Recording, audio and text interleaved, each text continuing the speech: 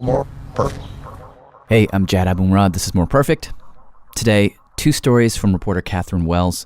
The first has some adult content in it, so be warned if you're listening with kids, you might want to skip this one. Here's Catherine.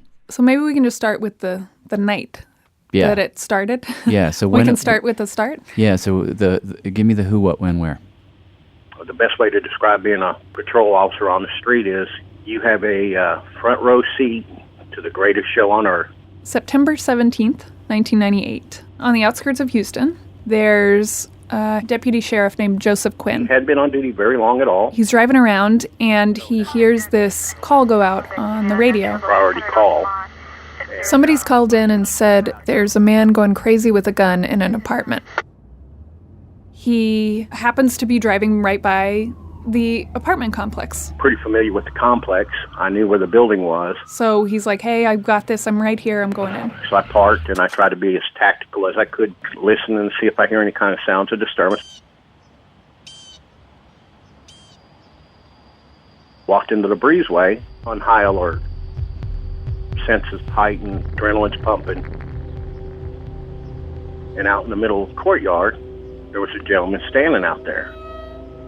And as soon as he saw me, he started yelling, over here, over here. I could tell, he was upset, he was crying.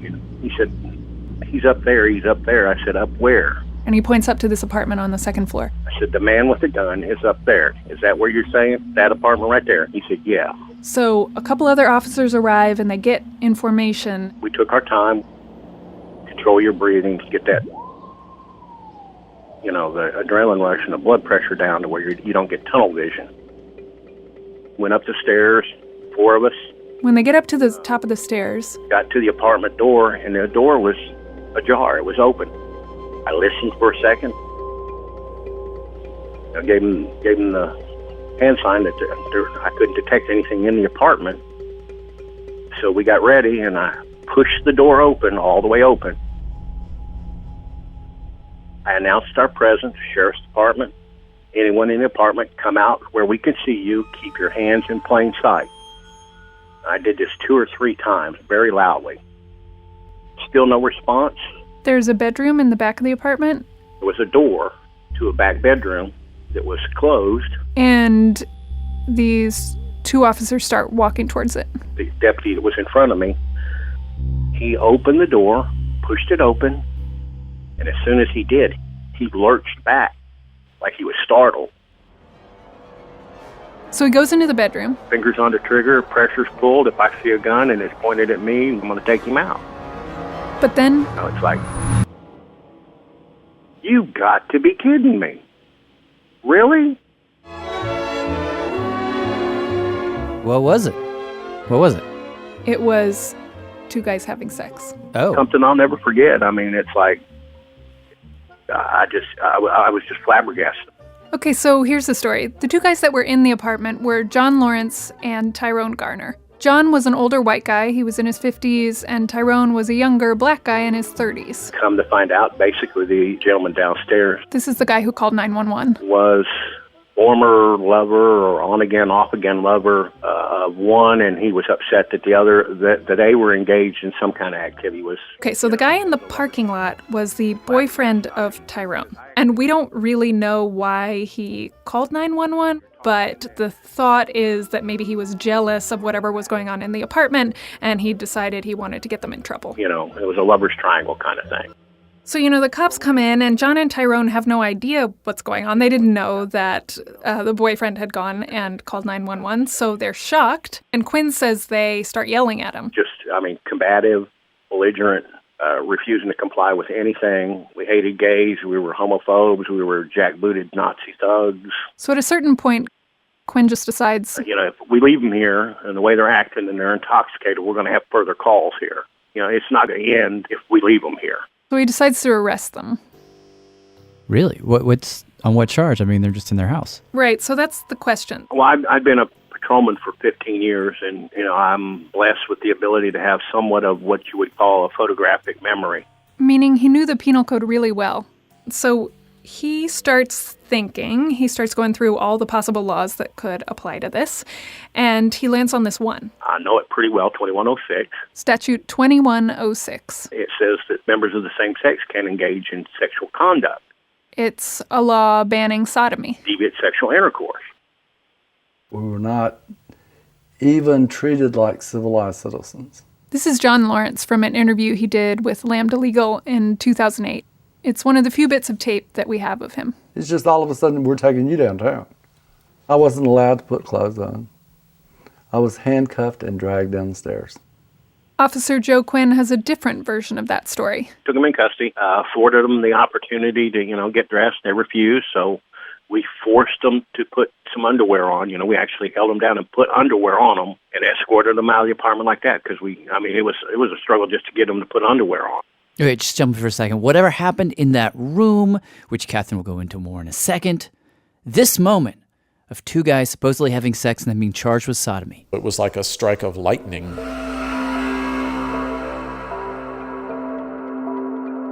It would begin a process that would profoundly reshape America. And what's interesting, and this is one of the first things that you bump into if you are an idiot about the law, which I am, and then you try and make a podcast about the law, which I'm trying to do, is that there's often this disconnect. Like, laws are these things that sort of float above us all, these beautiful abstractions.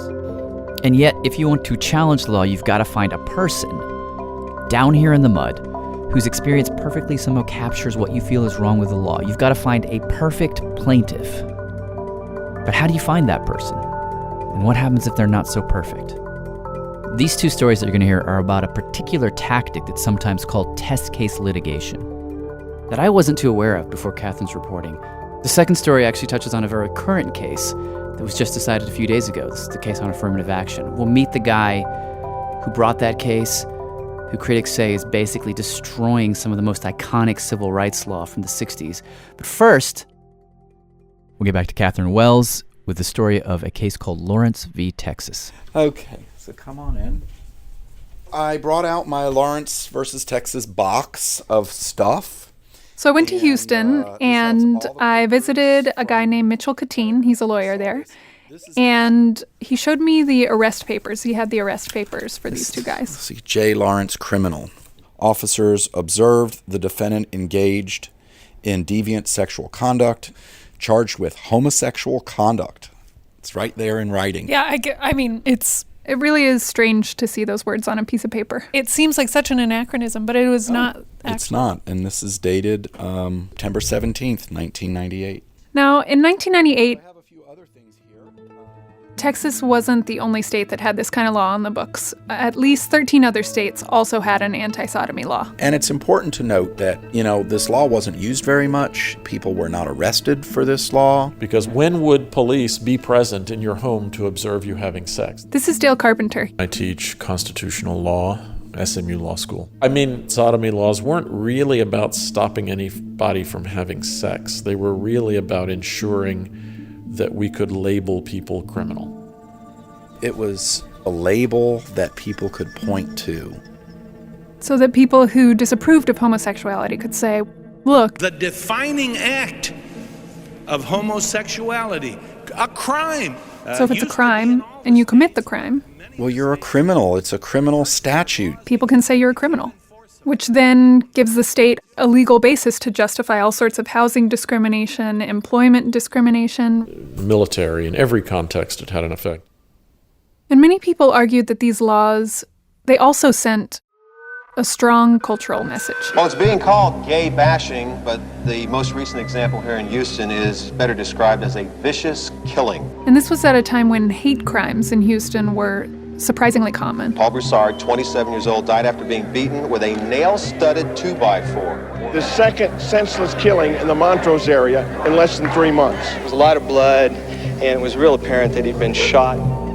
So, to make a long story short, the gay rights movement was very eager to repeal that sodomy law.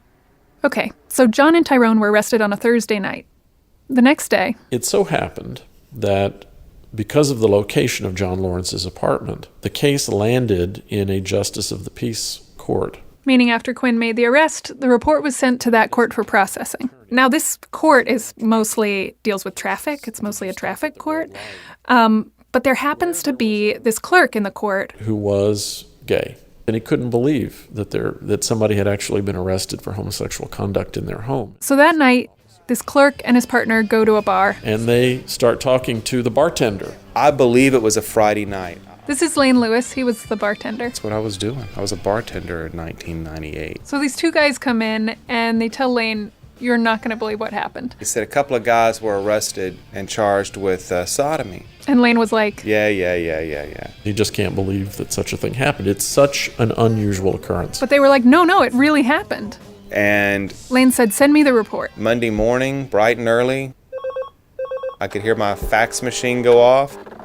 Went in there and I pulled it off. Officers observed the defendant engaged in deviant sexual conduct. And, that's when it hit me. It was so clear night and day to me. I immediately knew what I had in my hand. Why does he care so much about this? Well, so when he wasn't being a bartender, Lane was a community organizer. Particularly around LGBT issues. I was president of the Gay and Lesbian Political Caucus. That's one of the oldest LGBT civil rights groups in the South. He'd been waiting for this moment. How long had you been looking for a case? 7 or 8 years. 7 or 8 years. Because, just to lay it out explicitly, why did you need... Because I needed a test case. You can't change a law like that if you don't have a case. People in the Texas legislature had been trying to remove this law from the books for years, according to Dale Carpenter. But every time someone would introduce a proposal to repeal the law, it would get snickers and catcalls in the state legislature. It just wasn't really going anywhere. So activists had decided the only way to get this done is to bypass the legislature and go straight to the courts. So I needed a case. I had to have someone guilty. So Lane starts trying to track them down. At this point, the two guys had been released from jail, and he eventually gets John on the phone. Conversation basically went like this. Hi, my name is Lane Lewis. I'm a gay activist here in town. You don't know me. That's not important, but I understand you've been arrested. I'm begging you not to plead out. Meaning, don't just say you did it and pay the fine. I knew I couldn't have them plead out. Because then there'd be nothing Lane could do. I said, I will find you lawyers. I will raise the money. I will pay for everything. Just don't do anything until you and I have an opportunity to meet. A few weeks later, they all meet at Mitchell Kateen's office, and it immediately becomes clear that these guys are sort of an odd couple. John Lawrence at that time was I think he was 55 years old. Tall, white, kind of a big guy. He worked as a lab technician. It's for a hospital. Tyrone Garner was a young, skinny black guy, 24 years younger than John. No steady job. He bounced around between friends' apartments. Just kind of went from place to place and job to job. No idea what their connection was. They weren't lovers. Both heavy drinkers. Very heavy. Both had criminal records. Yes. Tyrone had been convicted of assault and drug possession, and John had been convicted in the 60s of murder by automobile. Yeah, they were not the perfect plaintiff. They were not the poster boys. These were not pretty twinks. And they weren't political. Ooh, no, not at all. Not at all. In fact, when Lane told John Lawrence, I'm a gay activist here in town. John Lawrence didn't even know what that was. I don't know what a gay activist is. Basically, neither of them had any interest, like no interest, in being a public figure. So I gave them the whole ask not what your country can do for you. Ask not what you can do for your country speech. I mean, literally. I reminded them of who Harry Hay was. I just simply thought, well, now it's time for me to organize my people. And Harry Hay was arguably the founder of the original LGBT movement. You listeners may not remember, but at one time it was illegal for a certain number of gay males and the LGBT community to get together in one location. It was illegal. Couldn't do it. I dreamt even then of the idea that there would be networks of sanctuaries, of places where we could come and out of which we would be able to move and organize and change things across the country. So I told them a little bit about that history and how far we'd come and how far we had to go, and that they had an opportunity to change that. So I told them, I said, I'll be able to protect you for maybe the first year or two. But there's going to come a time where it will no longer be about you. It'll be about something much, much bigger. So, they agreed. Tyrone's attitude was, okay, what do you need me to do? John was much more indignant. I was pissed. They picked the wrong person to pull this on. It was a ridiculous law, but Texas loves to keep some antiquated things around. He was mad. He was angry. And here's where the story gets complicated. Because at one point, according to Lane Lewis, they were having this conversation and John was ranting, about how he'd been treated. And he said, you know what the worst part is? We weren't even fucking sex, we weren't da-da-da-da. He said that they were not having sex. Wait, what? That they were not having sex, that they were sitting in their underwear on the couch watching the late night news. They say they were sitting there doing nothing and the cops just burst in and started pushing them around and that they were never even having sex. Wait, but isn't this whole case about them having sex? Yep. So you're saying the thing that this case is supposed to be about might not be true? Right. Well, so I interviewed 3 of the 4 police officers. Dale Carpenter says when he talked to the police officers, he did find that their stories were sort of all over the place. One guy said it was anal sex he saw. One guy later said he thought it might have been oral. The other 2 officers said they never saw anything. So Dale says he believes John's story. There probably was actually no sex. He thinks what might have happened is that the cops walked in and saw some gay art on the wall and some gay magazines lying around. I have a feeling that really set off the officers. And they said, well, we know they're homosexuals. They probably engaged in homosexual conduct at some point, and that's illegal in Texas. No, there was no doubt about it. I mean, I have no reason to lie. Quinn, to this day, still insists that he walked in on them copulating. He says he saw what he saw, and he just did his job. If you want to be homosexual and that's the way you want to live your lifestyle, that's fine. I don't agree with your lifestyle, but that's my opinion. That's what it is. It's an opinion. So there's no way to know what actually happened, obviously, but in a way, it doesn't matter. Because when John said that to Lane, that they weren't even having sex, I said, John, don't ever say that again. Don't ever say that to anybody again. Because we couldn't have people know that. We couldn't have people find that out. Wait, they're going to go forward with this? Yep. We were scared that, the case would get screwed up at that point. And potentially, the DA dropping the charges. So basically you had to preserve, if Joe Quinn was lying on that police report, you had to preserve the lie. Correct. Dumb question. You can just do that? You can just preserve a lie to keep a case going? That's well, okay? Keep in mind, and it wasn't our job to prove or disprove the lie. To Lane, the thing that mattered was not what did or didn't happen that night. The thing that mattered was what the arrest report said. But if what the arrest report said potentially didn't happen, shouldn't that matter? Well, no one. Our legal system is not designed to bring out the truth. This is a misconception. It does not bring out the truth. That's Dale Carpenter again. It is people who play their roles in pursuing whatever they think their best interests are. And that's exactly what happened. So for the first few years, my job was to keep the boys out of the news. And why was that? Well, they had a tendency to drink and get rowdy and fight. And they like to go to seedy hotels and rent rooms and get really, really high, drunk, whatever. And inevitably, they would start fighting with each other. And so what I did, what I would do is I knew the different places they stayed. He says he would go to these seedy hotels and talk to the clerks. Give them a business card. Tell them if these boys come and check in, they cause problems, call me first. And on more than one occasion, it happened. I'd get a call at 2 o'clock in the morning. Your guys are here, they're causing trouble, I'm going to have to call the cops. I would jump out of bed, put on my clothes, because we couldn't have them, they're already on the front page of the Houston Chronicle. We could not have our defendants doing a perp walk for drugs and alcohol. So I would drive down there, and I would figure out which one was causing the most problems, put them in my car, and I would drive them somewhere else. I would separate them out. That happened more than once.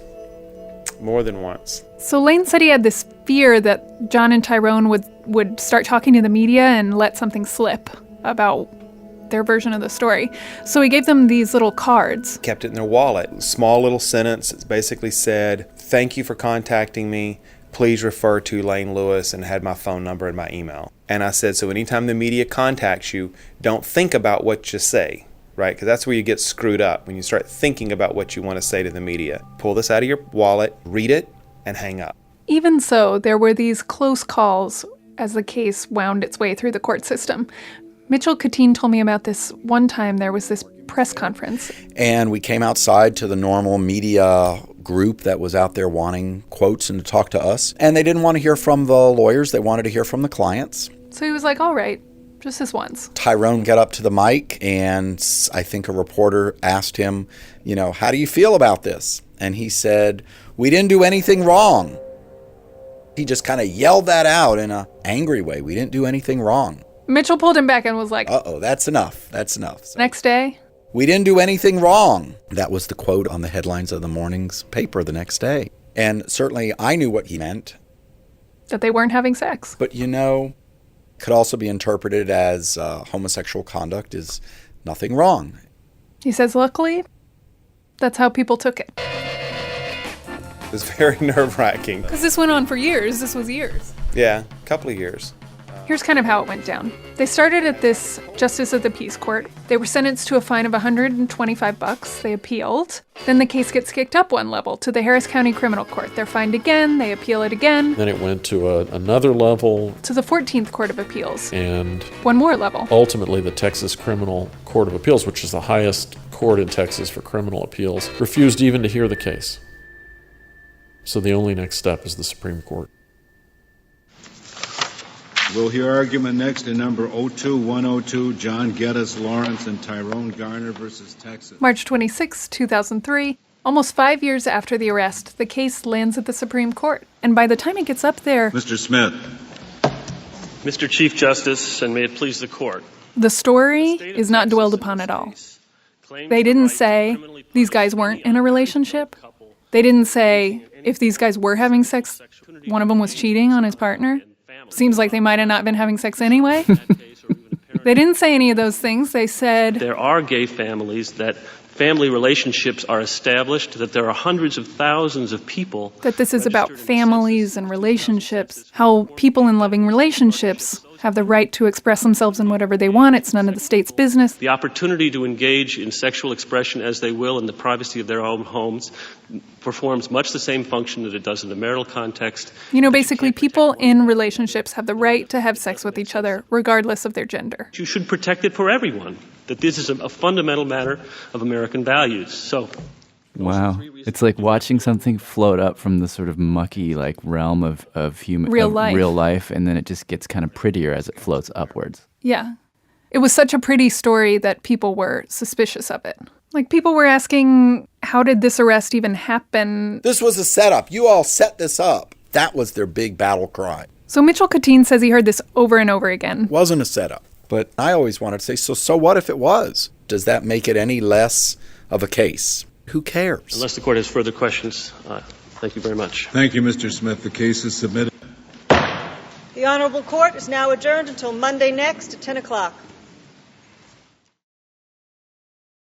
3 months later, the opinion of the court number 02102, Lawrence against Texas, will be announced by Justice Kennedy. Justice Kennedy begins reading a summary of his opinion. The question before the court is the validity of a Texas statute making it a crime for two persons of the same sex to engage in certain intimate sexual conduct. Everybody's waiting for the outcome. In Houston, Texas, police officers... So for context, it wasn't totally clear how this case was going to come out, because 17 years earlier, there had been a case called Bowers against Hardwick. Bowers versus Hardwick. And then they had ruled that sodomy laws were fine. And I would suggest to the court that there is no constitutional warrant to conclude that there should be a fundamental right to engage in homosexual sodomy.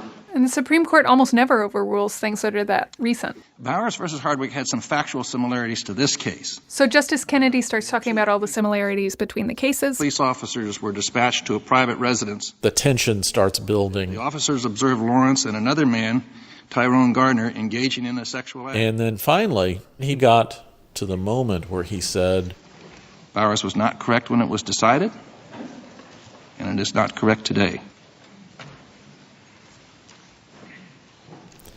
And at the point Justice Kennedy said that, there were people sobbing in the Supreme Court. Bowers versus Hardwick should be, and now is, overruled.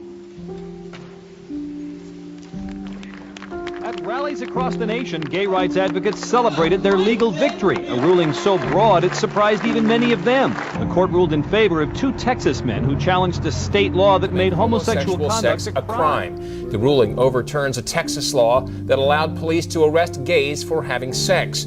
12 other states have similar laws, including Oklahoma. That morning, John Lawrence was at home in his apartment in Houston, watching the So news. I am laying in bed trying to go back and get my 40 winks, and all of a sudden it says, has ruled the law unconstitutional.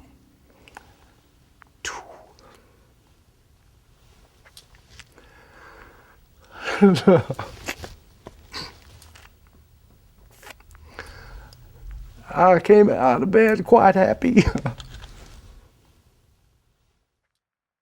Obviously, not everybody was happy about it. Let me be clear that I have nothing against homosexuals or any other group promoting their agenda through normal democratic means. Justice Scalia said, basically, if you want this to happen, that's fine, but you're going about it the wrong way. The court is not the place where this decision should be made. You need to go talk to your fellow citizens and convince them that this law needs to change. Coming to us and asking us to bypass what your fellow citizens seem to want, that is not how democracy should work. Persuading one's fellow citizens is one thing, and imposing one's views in absence of democratic majority will is something else. He sees this as a small minority imposing their views on everybody else. And then he said he was worried about something else. Today's opinion dismantles the structure of constitutional law that has permitted a distinction to be made between heterosexual and homosexual unions. That this decision would open the floodgates and that it would only be a matter of time before the court was being asked to decide on gay marriage. The second relevant principle is that... And he was right. When Kennedy read the marriage decision in 2015... in Lawrence versus Texas... he talked about Lawrence. The court held that private intimacy of same-sex couples cannot be declared a crime, yet it does not follow that freedom stops there. Outlaw to outcast may be a step forward, but it does not achieve the full promise of liberty. So what happened to Garner and Lawrence? Well, John Lawrence and Tyrone Garner didn't live to see this. Tyrone died in 2006 from meningitis. No job, had no money. He was 39. And his family was very poor, and they didn't have the money to bury him. They didn't even have the money to reclaim his body from the county morgue. As for John Lawrence, he died in 2011 at 68 from heart problems. We didn't even find out about it until a month after he was dead. This hero of the gay rights movement was unknown and unmourned at his passing. What does that say about sort of the practice of bringing things to the Supreme Court that the two people whose story this case revolves around could sort of fade into the background afterwards? Well, one is tempted, I think, to be very cynical in some ways because it means that these people were useful as long as they were useful, and after that they could be forgotten. I have to say, I actually had that reaction a little bit. I mean, this is a story of social progress, but there's something a little funny at the center of it for me. And as we were playing this for our legal editor, Elena Stahl, and I think that we talked about this a bit. In a lot of ways, our legal system devolves into an ends justifies the means kind of justice.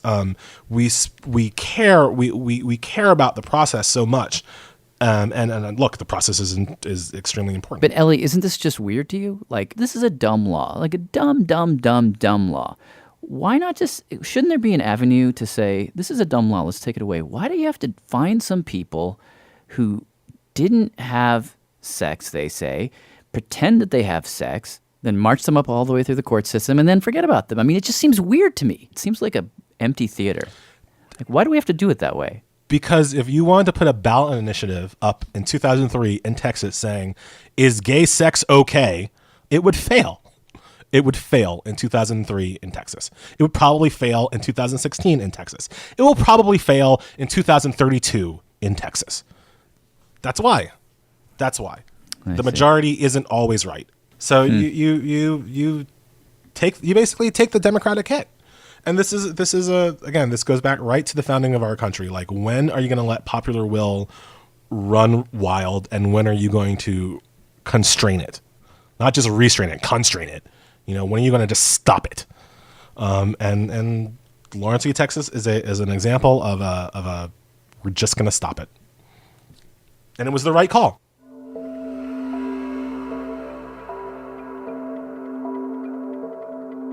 So after this Supreme Court decision, did Texas immediately go and repeal the law?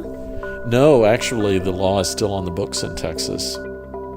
No, the Texas legislature, like other legislatures around the country, refuses to repeal the law. It stays there, a sort of remnant of a kind of a dark, almost forgotten past. Keep in mind, they can't enforce the law now that it's unconstitutional, but they refuse to take it off.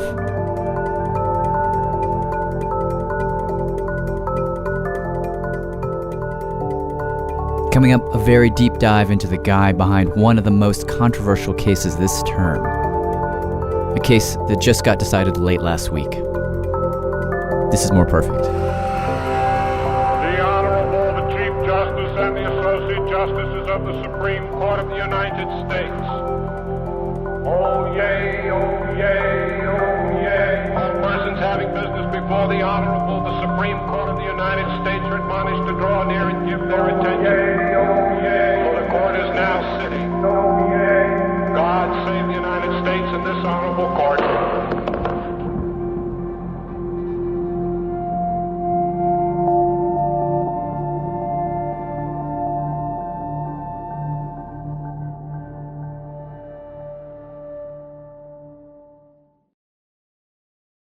This is More Perfect. I'm Jad Abumrad. If Supreme Court cases can sometimes feel like plays, where the activists and lawyers are sort of like the directors pulling the strings, and the people in the center of the case, the plaintiffs, are just like these imperfect actors who have been cast, and the script's already been written for them, well, that dynamic was definitely in effect this term. In fact, just last week, we have had a decision just handed down in what was billed as the landmark affirmative action case of this term. Josh, this is a decision that will impact college admissions nationwide. The case, Fisher versus the University of Texas, centered around the following question. Should universities be able to use racial preferences in college admissions? Now, the University of Texas has this policy where the top 10% of every high school class automatically get in, but for everybody else, they will consider factors like race. And the question was, is that okay? A couple days ago, the court decided, barely, that yes, it is okay. The Supreme Court has upheld the affirmative action program at the University of Texas. Affirmative action in higher education is constitutional.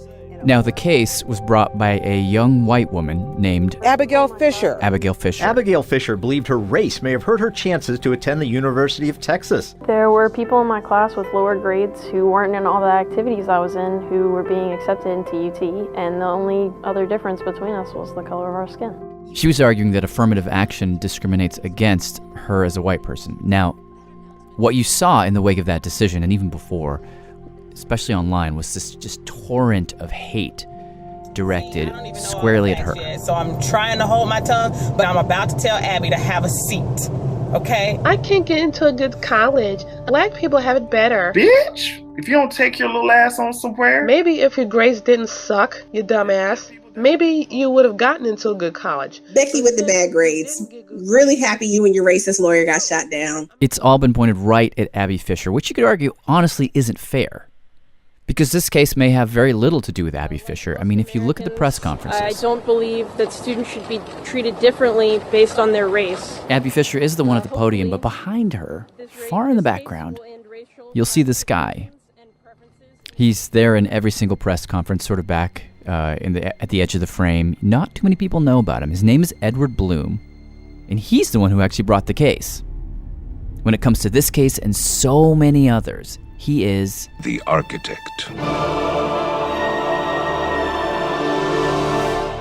He's brought dozens of lawsuits, not just this one. And he seems to be a maestro of getting cases to the Supreme Court that challenge civil rights law. Critics sort of paint him as this like one-man wrecking crew for civil rights. Like he's almost single-handedly rolling back decades of civil rights law. And when it comes to affirmative action, he says he's not done. Just to make a long story short, we wanted to meet him. Figure out how he does it. Yeah, so I went to Tallahassee. Reporter Catherine Wells takes it from here. That's where he lives, or he winters in Tallahassee. Oh, man. Golden Retriever, Molly. You walk in, what initially struck you? His golden retriever is what initially struck me, literally physically. Catherine, nice meeting you. Of course. And I don't know what I was expecting, but when you hear about these cases, critics are really, people are mad about these cases. It is deeply disturbing, truly outrageous. It's a betrayal of the American people. So I go to meet him, and Your flight from Austin to Dallas to Tallahassee, uneventful and on time and good? Yeah. Easy, yeah. Good. He's like a totally nice guy, a regular guy. What does he look like? Like a dad. There is something in me that just loves tradition and custom. He loves listening to the Great American Songbook. Life is a beautiful thing. Frank Sinatra. As long as I hold the string. And Ella Fitzgerald. I love art and museums, independent films, golf. What's his story? What's his backstory? Well, he's 64. I was born in a small town in Michigan. My dad owned a shoe store there. My mom worked with him in the shoe store. What had been your kind of political leanings up to this point? Well, I'm the first Republican my mother ever met. I hate to use the word typical, but it really was a typical liberal Jewish household. My mother and father were Franklin Roosevelt, Harry Truman Democrats. Always voted Democrat. And he said he was that way too, all the way through college. The University of Texas. Grad school. State University of New York, where I spent a year studying, of all things, African literature. But he says somewhere along the way, his political leanings sort of started to shift. I spent a summer in Israel, living on a kibbutz. And he says he came out of that experience a little less liberal than he was before. And he got married, and then in the early 80s, he's living in Houston, working as a stockbroker. And we met our neighbors. This particular couple. They were New Yorkers who had moved to Houston. Both grew up as liberals. And the guy, he sort of opened my eyes to the world of the neocons. The guy introduced him to these magazines. Weekly Standard, National Review, Commentary magazine. Like conservative magazines. And this was around the time that the neocon movement was really hitting its stride. You had all these New York liberals defecting, is what he says. Thousands of individuals who grew up in the 1960s that started to question the wisdom of these liberal policies. And he says slowly, over time, very gradually, he became one of those people. In any case, fast forward a little bit, he's living in Houston. Kind of a garden variety existence. And something happens that sends him on this entirely new path. Basically, he and his wife moved to a new neighborhood. They moved from the suburbs into the downtown area, more urban. And in 1990, when we went to vote for the first time in our new neighborhood, I realized that the Republican Party had not fielded a candidate to oppose the Democrat incumbent running for Congress. This is a district that has almost 600,000 people, and you don't have a choice? You've only got one person running? Blum decided to run himself. I lost. That was no great surprise to anyone. He actually lost by 32 points. But along the way, something really unusual happened.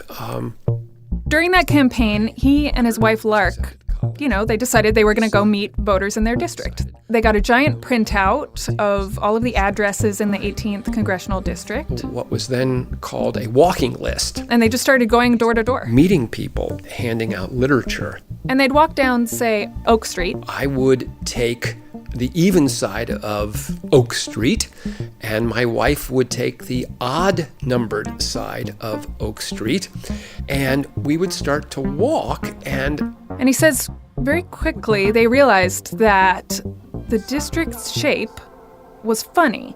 Some houses on one side of the street would be in the district, and then houses on the other side wouldn't. And sometimes the district would snake down a highway, catch an apartment complex, come back. It just didn't make sense. This is Lark Blum, wife of Edward Blum. It was peculiar because we had maps that we had to follow, and it was very odd the way some streets were in the districts and some weren't. Took a while for it all to really sink in as to how this could happen. After, I guess, about a week of this, we realized that neighbors had been separated, almost house by house, because of their race.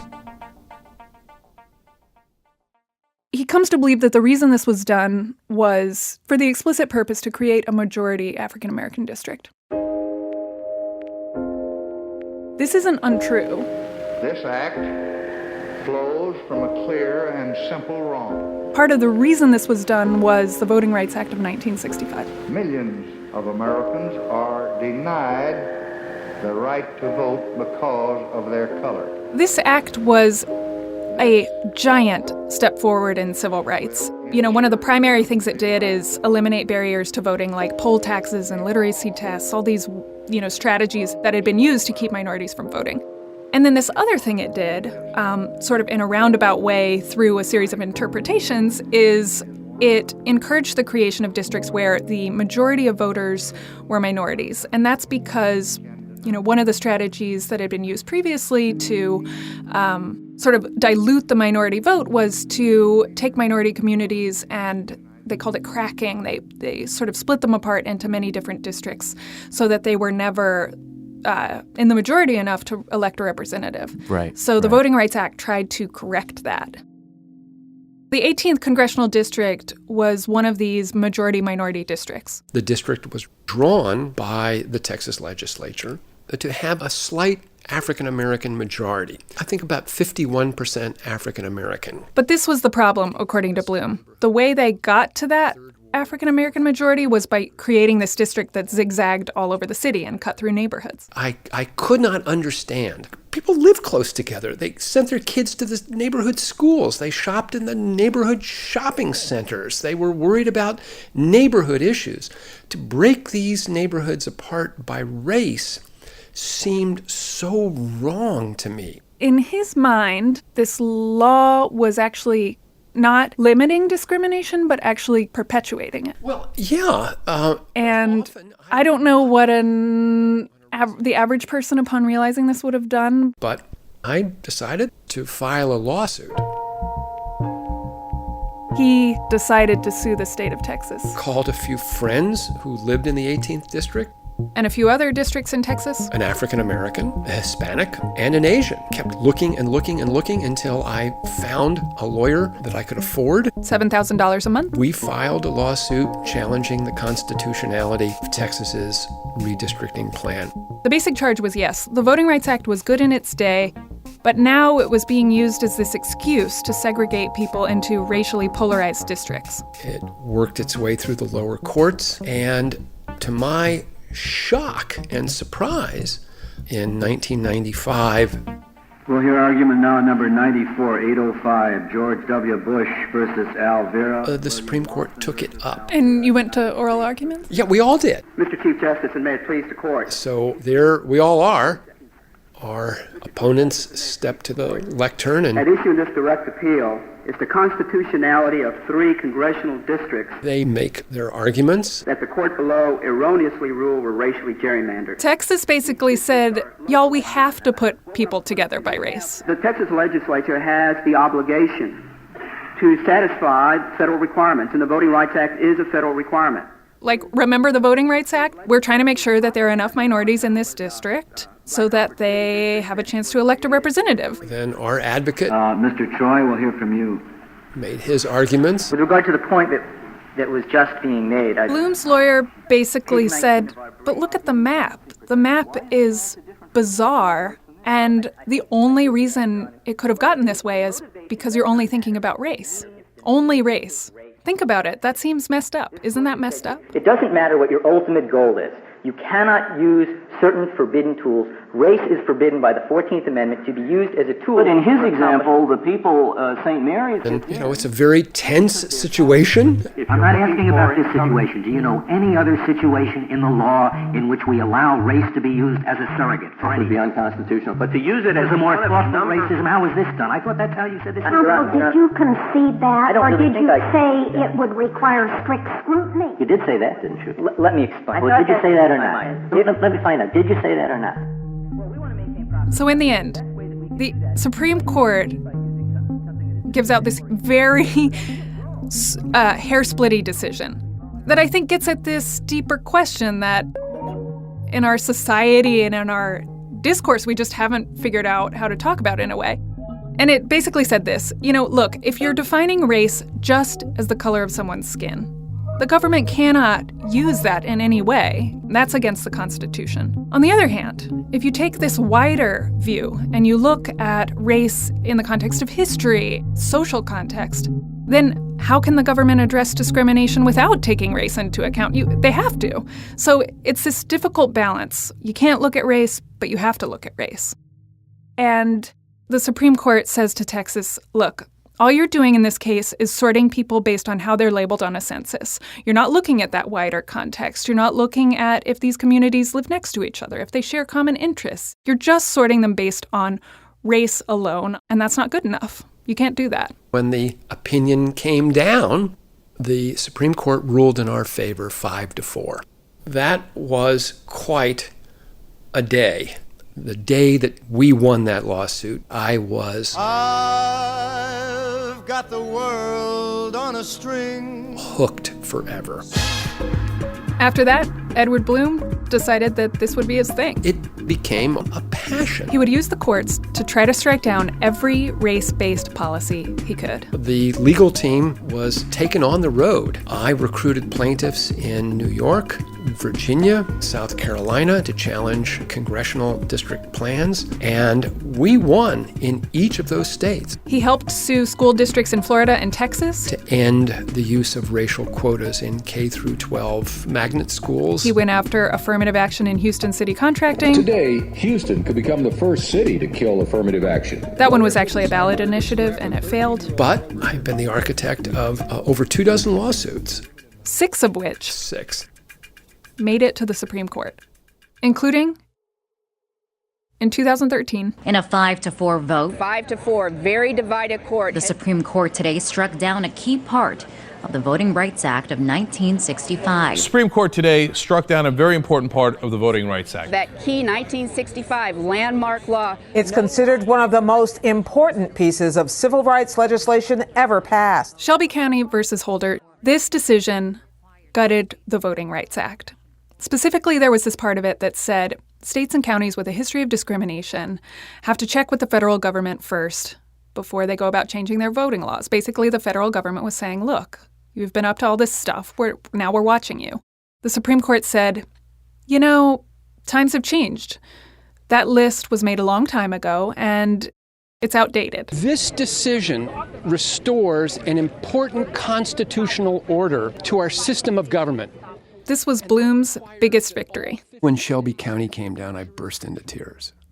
I think a lot of people burst into tears when that came down. I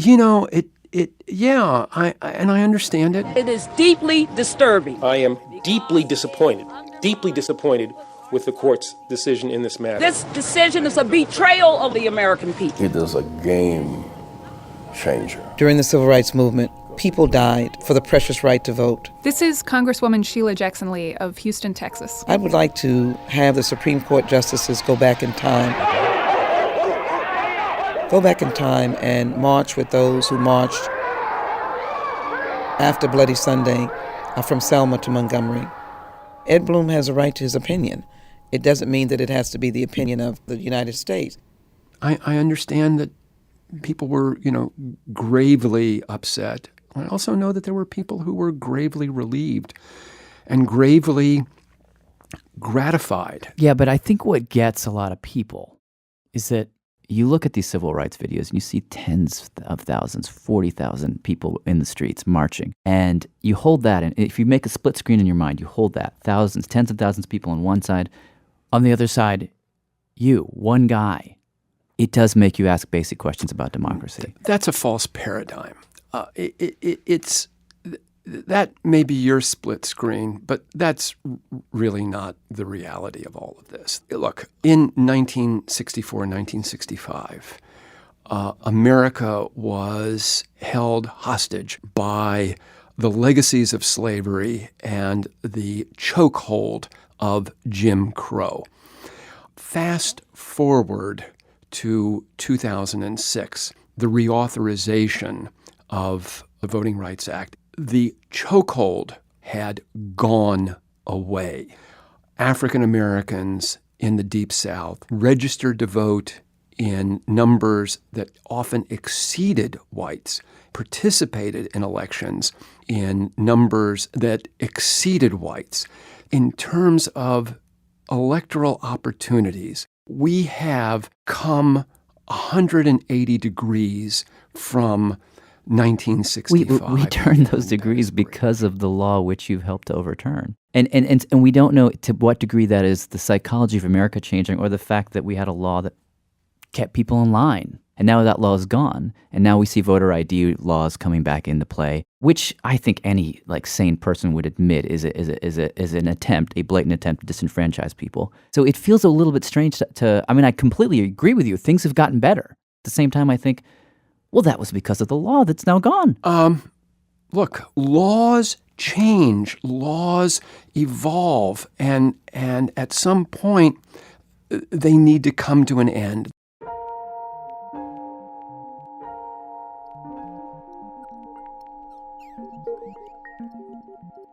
Okay, so just to jump back in, yes, please. Something we haven't actually talked about yet is our original question. How does this actually happen? How does it work?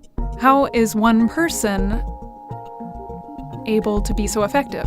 To do this work, you need a computer, a printer, a cell phone. That's really about it. Wait, who pays for all the lawyer fees? And who do you go to? Well, there are individuals that know of my work, and there are foundations. Okay, so he's a 501c3, like the NAACP and Lambda Legal that funded the Lawrence versus Texas case. Okay. And if you're a 501c3 public charity, as he is, you don't have to reveal your donors to the public. We do know a couple of his donors, though, and they're wealthy, very conservative foundations. So in the end, what he does is just sort of maybe a more strategic or sophisticated version of what Lane Lewis did in the first story. Like in this case that he just lost last week. He knew he wanted to challenge affirmative action, so the first thing he did was sort of do a casting call. He set out to find the perfect white student. He set up a website called utnotfair.org. He made a recruiting video. It's time for UT to stop using race as a factor in the admissions policy. Pretty budget. It's just him looking at the camera in front of a poster that says UT Not Fair. I encourage all high school students who have been rejected from UT to visit at utnotfair.org. Tell us your story. And then he started talking to the people who responded. I think I ended up with about 175 responses. Of those, about 100 were viable. Were the 75 you threw out just kooky, flat out racist? Yeah, well, just didn't think they would be sympathetic. So he whittled the 100 down to 7 that he thought would be sympathetic. Of those 7, there were 1 or 2 that, did not really want to go forward. Like, I don't want the attention? Or... They were fearful. Of, the backlash. Anyway, to make a long story short, he ended up finding Abby Fisher because a friend of his called and said, "Hey, my daughter just got rejected from UT. I heard you were looking." I think I'm a very introverted person, and so I feel like sometimes it's a lot of pressure, but I think in the end it's totally worth it, and to be able to have a voice in this and to know that my voice is making a difference is really rewarding. She seemed like the perfect plaintiff. Strawberry blonde hair, she's petite, she's kind of shy in front of the camera in a good way. But last week, they lost. So we talked to him before all this happened, so we weren't able to get a reaction from him. But he did tell an Austin newspaper that the night after the decision came down, he had 3 glasses of wine, he took an Ambien, and he thought about these particular lyrics in a Billy Joel song. Lost a lot of fights, but it taught me how to lose okay. The song's called Keeping the Faith. I'm a long-distance runner. If there's something just emblematic about my personality, I run long distances. He says he's definitely not done. He's actually already has 2 more cases against affirmative action in the works. I have retained counsel to litigate Harvard's admissions policies and University of North Carolina's admissions policies. I'm sorry, it just doesn't strike anyone. I mean, forget the politics, whether you're on Blum's side or not. This just the tactic doesn't strike anyone as like fishy. I resist giving Ed Blum that much credit. That's Ellie Mistelligan, our legal editor. I would say that fundamentally he's just implementing a strategy that was perfected by the people he now, ironically, seeks to disenfranchise, right? This is Civil Rights Movement 101. He's got laws that he doesn't like, that he knows he can't overturn through an election. Remember, Blum's a failed congressional candidate. He had that lust for political power. He couldn't get it through the electoral system, but he found this other way to do it. This is exactly what the Civil Rights Movement did. Okay, so to me, this is one of the most fascinating things about this story. If we go back, do you remember this case? There's a famous case called Plessy versus Ferguson. Sort of, no, not really. Plessy v. Ferguson, I think, is a good example. This is Susan Carl, law professor at American University Washington College of Law. Okay, Plessy versus Ferguson, 1892. So that was a case where the state of Louisiana had adopted a new separate cars law, which said that people of color and white people could not ride in the same train cars. And if you've heard the story, this is how it goes. Somebody named Homer Plessy. A black man sits down in a white car. He is arrested and he decides to sue, and his case goes all the way to the Supreme Court. Now, the thing about that case is that it was a total setup. What do you mean? So if we go back, when Louisiana passed that law requiring separate cars, early civil rights groups were obviously horrified by this, but the railroad companies were actually mad about this too. Because they thought it would be much more expensive to run the trains if they had to add additional trains so they'd have white cars and cars of color. And so civil rights activists and the railroad companies, they recruited somebody named Homer Plessy, who was 7/8 white, 1/8 African American. And they sent him to go sit in a white car on a train. He got into a first-class white people's car, and they sent somebody to go arrest him. Like they got a off-duty police officer or something? They actually hired a detective. You could do that at the time, that you could hire a private detective to make an arrest. And so they hired that person too. So Plessy gets onto the train. The conductor comes by, and Plessy's like, just thought I should let you know I'm actually an 8th black. And the conductor says, well, in that case, you're going to need to be on the other car in this train. Homer Plessy says, I'm good, actually. I'm going to be staying right here. And the conductor says, no, really, you have to move. And Homer Plessy says, no, really, not gonna. And things get heated, and eventually this detective that they've hired comes in and arrests him. And they brought a lawsuit. That's amazing. The whole thing is cooked. Starting with the arrest to challenge the separate cars law. And they were able to get it up to the U.S. Supreme Court. And they were hoping that they would be able to establish that the idea of separating the races was unconstitutional. But unfortunately, they miscalculated. And the court ruled that the law was constitutional. And what they got instead was separate but equal. Totally backfired.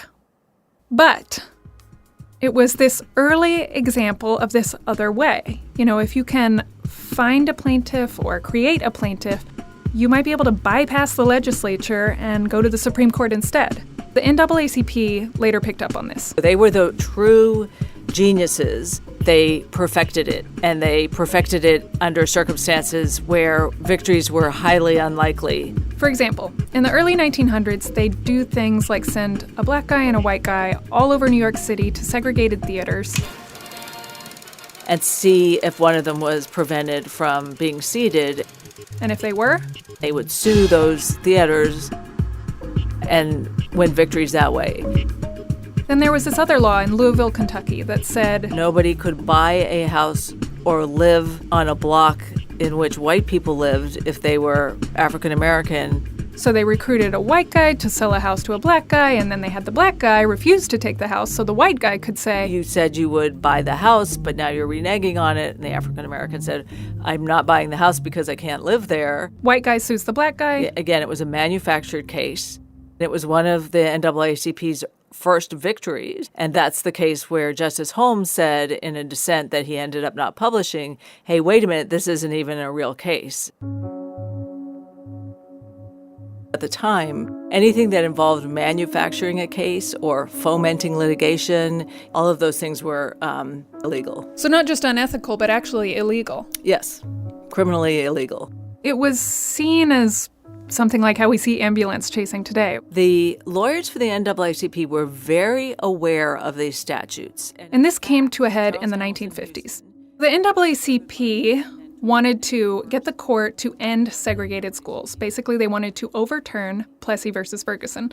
And the way they were doing this, they needed plaintiffs. So the way they were looking for plaintiffs is going to meetings with parents and sort of quietly, subtly trying to ask parents if they wanted to be the face of these cases. Now, Virginia knew that they were doing this, and they tightened up these regulations that said, you can't drum up litigation to try to stop them from doing this. So the NAACP sued, and they took this issue all the way to the Supreme Court. Test litigation is essential because no matter how illegal it is, public officials are free and from interference. In that case, the Supreme Court said, actually, manufacturing litigation is a form of political expression. Really? And it is totally okay. Like free speech, basically? Yeah, like it's a way of expressing your political viewpoint. And test case litigation exploded after this. And in the 60s and 70s, a lot of other movements, the women's movement, poor people's movement, saw the success the civil rights movement was having with these strategies, and they adopted them as well. And now I guess that includes Ed Blum. Yeah.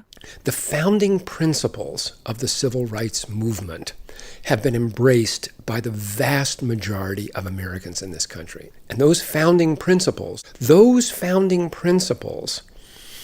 guide these lawsuits. That basic fundamental guiding principle of the civil rights movement and how it needs to be applied today. I can't say what I think of that on family radio. that is not accurate. Ed Blum is not carrying the standard forward for civil rights in America. That is not what he's doing. But Ellie says he is actually doing something that's deeply important to our political system. You look at the current election cycle, and I see a lot of people who agree with Ed Blum. They agreed with him in a way that couldn't be expressed in the polls. They're out there. This is one way for that. I mean, and that happens, I think, again, that's another callback to the civil rights movement. When you have a minority population who believes in something, they just get trampled in popular elections. Okay, but do they still have a voice? Should they still have a voice? Should they still have a way to enact change on their behalf over the will of the majority? Again, that seems to me textbook what courts are supposed to be able to do, to look out for the rights of the minorities, political minorities, more than kind of ethnic or racial or religious, and see that they are not being trampled by majoritarian tyranny. Ed Blum is helping a minority of people who believe what he believes. Yeah, I am so not prepared for you saying any of this. This is really surprising to me.